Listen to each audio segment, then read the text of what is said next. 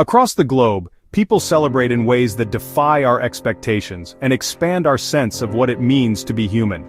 These aren't just customs, they're mind-bending traditions that connect us to ancient roots and challenge our assumptions. In every corner of the world, rituals express our deepest hopes, fears, and beliefs, weaving the present to a distant past. What's sacred in one culture may seem shocking in another, but each tradition carries meaning and purpose. Join me, Jesse, as we journey from the Amazon to Tibet, exploring the limits of human endurance, faith, and celebration. Prepare to have your world expanded as we reveal some of the most incredible cultural practices on Earth. Deep in the Brazilian Amazon, a Satere Mababoy faces the ultimate test of manhood, the bullet ant ritual. Bullet ants, with stings 30 times more painful than a wasp's, are woven into leaf gloves, stingers inward. The initiate plunges his hands into the gloves, enduring a firestorm of pain that causes convulsions and hallucinations. He must dance for 10 agonizing minutes, surrounded by his community, proving his strength and resolve. This isn't a one-time ordeal, he must repeat it 20 times to be recognized as a true warrior. The scars become marks of honor, proof of his resilience and commitment to his people. To outsiders it may seem cruel, but for the Satere Mawe, it's a sacred rite of passage. The ritual connects the initiate to the forest, his ancestors, and the spirit of the tribe. Through pain he is transformed, no longer a boy, but a man ready to protect and provide. The bullet ant ritual is a living testament to the power of tradition and the human spirit. It's a lesson in mind over matter, and a reminder that meaning can be found even in suffering. Here, pain is not punishment, but purification. The community watches with pride, knowing another protector has been forged. In the Amazon, manhood is earned, not given. In Karnataka, India, crowds gather for a ritual that shocks outsiders, the baby toss. For centuries, infants are dropped from temple roofs into blankets below, a plea for divine protection and a prosperous life. Parents willingly offer their babies, trusting in faith and the community to keep them safe. The origins are legendary, a king's child saved by a miraculous cradle, sparking a tradition of trust in the divine. Despite criticism and bans, the ritual persists in some villages, seen as a sacred covenant, not endangerment. For participants, it's the ultimate act of surrender to a higher power. What seems reckless to some is, for others, a profound expression of devotion and hope. The baby toss forces us to confront cultural differences in faith and parental responsibility. It's a literal leap of faith, a dramatic plea for a child's well-being in an uncertain world. In Karnataka, tradition and belief soar, if only for a moment. In Tri-sur-Bèze, France, tradition takes a playful turn at La Pourcailhade, the festival of the pig. The highlight, the French Pig Squealing Championship, where contestants mimic every sound a pig can make. It's a hilarious, skillful performance, judged not on music but on authenticity and enthusiasm. The festival also features sausage-eating contests and piglet races, transforming the town into a celebration of rural life.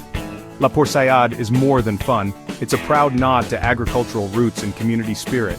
In a world rushing toward modernity, this festival keeps rural traditions alive through laughter and shared joy.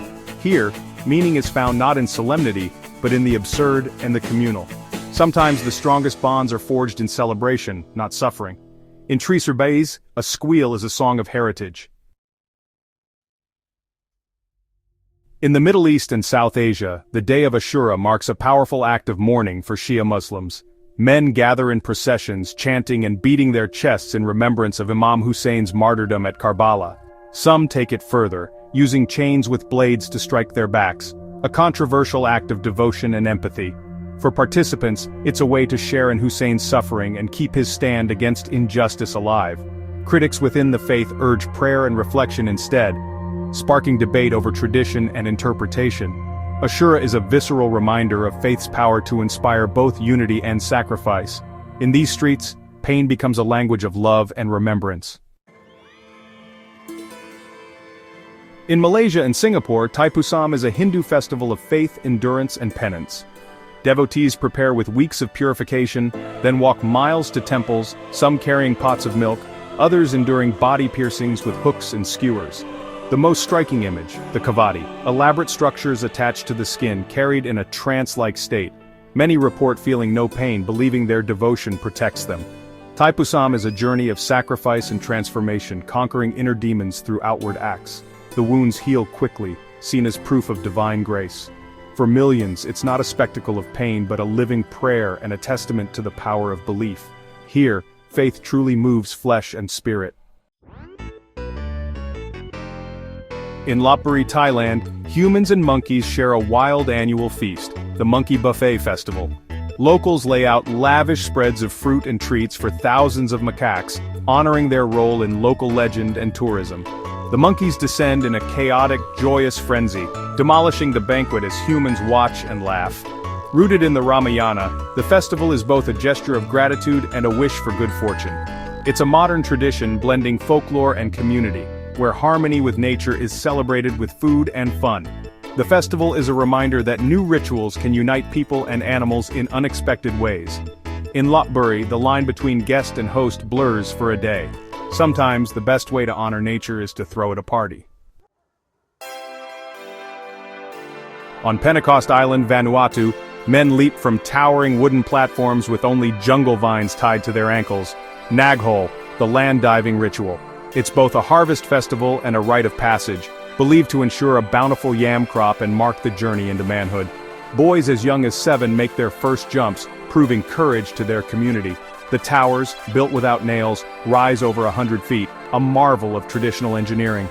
Each diver selects his own vine, calculating the length so his shoulders just graze the earth, a symbolic fertilization. The jump is a moment of supreme tension, a miscalculation can be fatal. Success is met with celebration, but every leap is a gamble of faith and tradition. Land diving is more than a thrill. It's a social and spiritual event that binds the community. It settles disputes, marks time, and honors the land itself. Here, courage, tradition, and gravity collide in a breathtaking display. The ritual is a conversation with the earth, a test of trust in ancestral knowledge. In Vanuatu, every jump is a leap into history and hope. The land diving ritual is a living link between people and the land that sustains them. In Japan, the Naki Sumo festival turns tears into blessings. Sumo wrestlers compete to see who can make a baby cry first, believing a strong wail brings health and wards off evil spirits. The spectacle is both humorous and heartfelt. Giant wrestlers gently coaxing infants to tears, cheered on by parents. The louder the cry, the greater the fortune, according to the proverb, crying babies grow. Parents eagerly participate, seeing the ritual as a prayer for their child's well-being. Outsiders may find it odd, but for Japanese families it's a cherished tradition. Every tear is a wish for strength and protection. The Naki Sumo festival shows how context transforms meaning. Here, a baby's cry is a song of hope. In Japan, even tears are celebrated. In Ghana, funerals are transformed into vibrant celebrations of life, led by the famous dancing pallbearers. Families choose between solemn processions or spectacular choreographed routines that turn mourning into a festival. The belief, a joyful send-off, ensures respect in the afterlife and honors the deceased's legacy. The dancing is a statement of love, reframing funerals from sorrowful endings to triumphant farewells.